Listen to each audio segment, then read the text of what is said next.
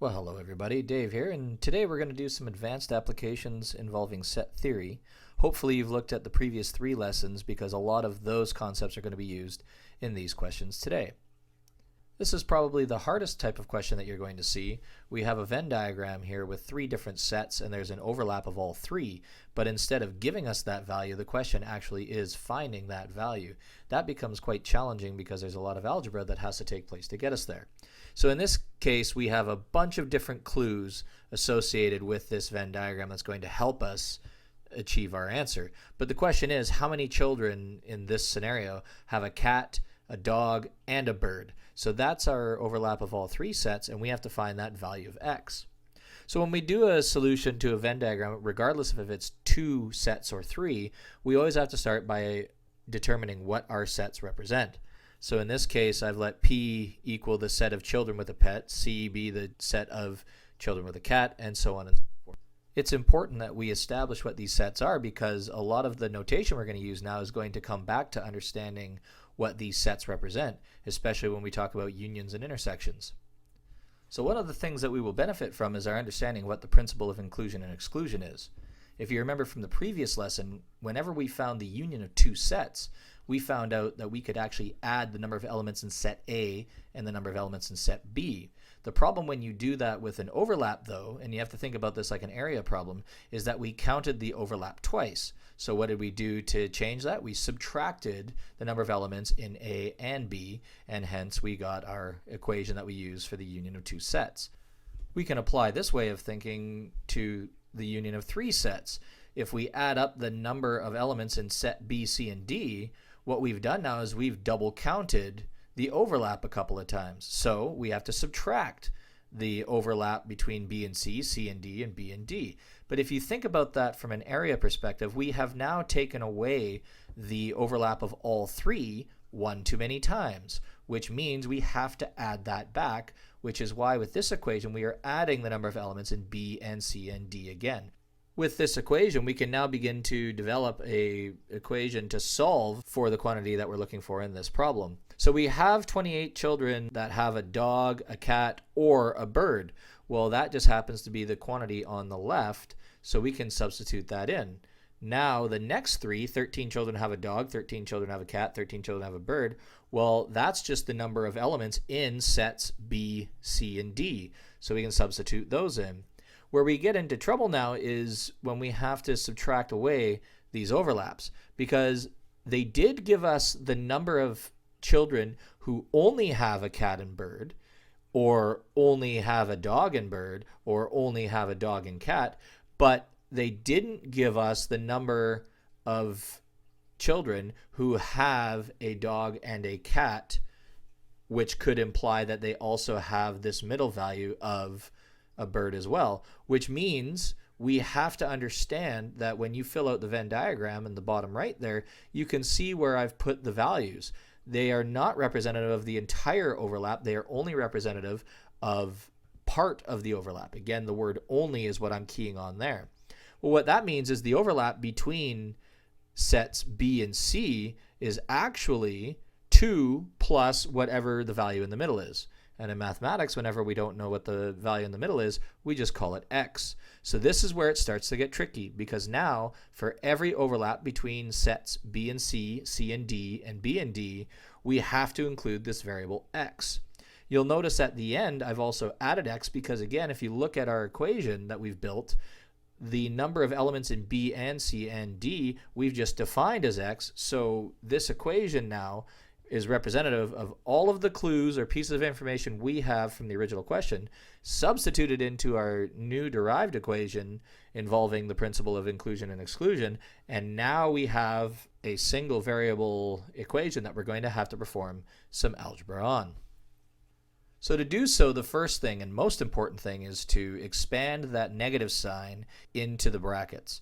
You'll notice that when I substituted in x plus 2, x plus 4, x plus 3, I put brackets around them because those are representative of a value. We learned a long time ago in mathematics that when you have a negative sign on the outside of brackets, you have to multiply that in to every term inside. Another way of saying that again is expansion. Well, you can see the arrows that I've drawn to represent that. I'm going to take that subtraction sign and I'm going to multiply it on the x and the 2 and the x and the 4 and the x and the 3 to get the second line underneath. This is by far the most important step in your algebraic steps, because if you mess up a negative sign, your number is going to get way off. Well, now that we have that line, there's a whole lot of numbers and the same letters we can collect like terms. And so I simply took 13 plus 13 plus 13 minus 2 minus 4 minus 3 to get the number 30. The variables are a little trickier because we have a negative x plus negative x plus negative x, that's negative 3x, but then we're adding a positive x, which makes it a negative 2x. So the equation that you see there, 28 is equal to 30 minus 2x, is a two-step linear equation to solve. And I don't like having a negative sign on my variable, so I typically add x's to both sides if I need it to be positive. You could also divide both sides by -1 if you choose. I don't really care what your steps are at this point to get to x is equal to 1, but for me I like to add 2x to both sides and subtract 28 from both sides to get 2x is equal to 2. Divide both sides by 2 to get x is equal to 1. You will know if you're right because we're dealing with real people here. You cannot end up with a fraction or a decimal number. So if you've made an error in your signs or you've made an error in your logic, you either get unlucky and you get a whole number that's not the right number, or you get a decimal number, which is a nice clue that you've made an error in steps somewhere down the road. Go back and take another look at the way that you set up your Venn diagram. So you can see that the initial setup of understanding the sets, understanding the Venn diagram, understanding the clues given are absolutely essential in your ability to solve this. But from here, the mathematics can get a little tricky. But like I say, this is probably one of the hardest questions in this course that you could run into involving set theory. So part B now asks how many children have only one pet. Well, the nice part is if you've filled out the Venn diagram, you've already figured out the answer to this question, because we know that 28 children have a dog, a cat, or a bird, and we know the values of the overlaps. So this question is asking how many people have only a bird plus how many people have only a cat plus how many people have only a dog. And so it's the areas in the Venn diagram that I don't have numbers in. But guess what? Because we have the overlaps, because we have the total, if we subtract the overlaps from the total, the result is 18 children. And this gives us the answer of how many children have only one pet. Now, if you wanted to actually fill in the numbers for those remaining areas, we would simply take the listings of the number of elements in the set of dogs and cats and birds, and we would subtract the overlaps from it. For example, if we wanted to deal with birds, we know that 13 children have a bird, but 6 children have at least one other pet, which means a total of 7 people have only birds. So you could do that for the other 2 sets as well, and you should, if everything goes according to plan, get 18 children total. So let's deal with another question, and again, all that's going to change is there's bigger numbers, but in this case, we've actually given you the middle term. This is nice because anytime you see a question with the middle term given, it's a simpler problem, and that whole algebraic thing that we did in the first question is probably not going to be necessary this time. So in this case, we're dealing with a school, and we're told that 370 students use public transit. And the question that we're trying to figure out is, using the Venn diagram, how many students are using this green transportation for travel to and from school? Well, that's code for find T or W or C. So like the last question, we start off by figuring out what information we have. So we establish our sets. U is going to be the students who attend the school, T is going to be the students that use public transit, W the students who walk, and C be the students who cycle. Now we have to take a look at the information given and start to fill in the blanks. The key to this type of question is the fact that because we have the middle term, we will likely be able to actually fill in numbers right away. We're not going to have to do any serious algebra to get us there. We're still going to have to manipulate numbers a bit, but there should be no variable of x necessary. So the first step is going to be finding the people that only use 2 of the 3 modes of transportation, but not the third. And so from the last question, we learned that it's the overlap that doesn't include the middle. So we were told that 80 students walk and use public transit. So if we want to find the number of students who use transit and walk but not cycling, we take the number of people that do walking and transit and subtract from that the overlap that includes the number of cycling, which in this case is 20, to get us a value of 60. You do the exact same idea for the other two overlaps to get our values of 15 and 80. You'll notice that we've used some fancy notation here. Remember that the backslash represents not.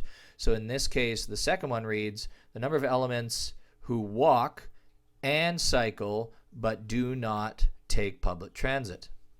So with those numbers, we can begin to fill in the bigger areas. So if we want to find the number of students who only use transit, well, we know that 370 students use transit, but we have some people that use other modes as well. So we have to subtract 60 and 80 and 20. And if you take a look at the Venn diagram, all I've done is take the circle for transit, which represents 370, and I've subtracted the overlapping areas that represent other types of transportation as well. And the result that we get is 210.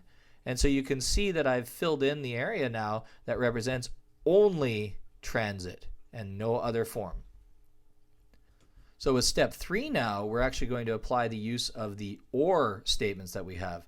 They have told us that 445 students cycle or use public transit. Well, if you remember from the previous lesson, or kind of looks like a MasterCard symbol when it comes to two sets overlapping.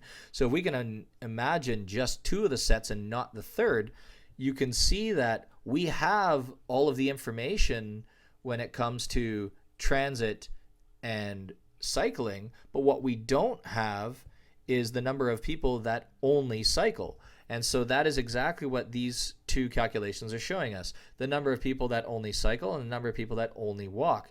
And that's applying the or statements. So at first we started with using the and statements. Now we're using the or statements. With step 4 now, we have all of the numbers inside the Venn diagram figured out, which means we can simply add up all the values inside the circles to get the number of people that take transit or walk or cycling to be equal to 475. Now, an additional calculation that I've shown you just in case you ever need to do it is the calculation on the bottom right. And one of the pieces of information that we didn't use for this problem was that there were 750 people at the school total. We could now also find the number that don't take these modes of transportation. And so if you remember from our set notation lesson, the apostrophe represents not. So the number of students who do not take transit or walking or cycling is equal to 750 minus 475, or 275. Now we have a completed Venn diagram with all the values in place. There is no question at this point you couldn't solve. So folks, that's it for this lesson. A couple of tricky problems, a lot of use of set notation and the principle of inclusion and exclusion. There's a little bit of algebra involved, and so the mathematics can get a little tricky, but I like to think of these as fun little math puzzles that you can solve. It's just a matter of figuring out what the question's asking for, and you go from there. So good luck with your practice problems, and we'll see you again.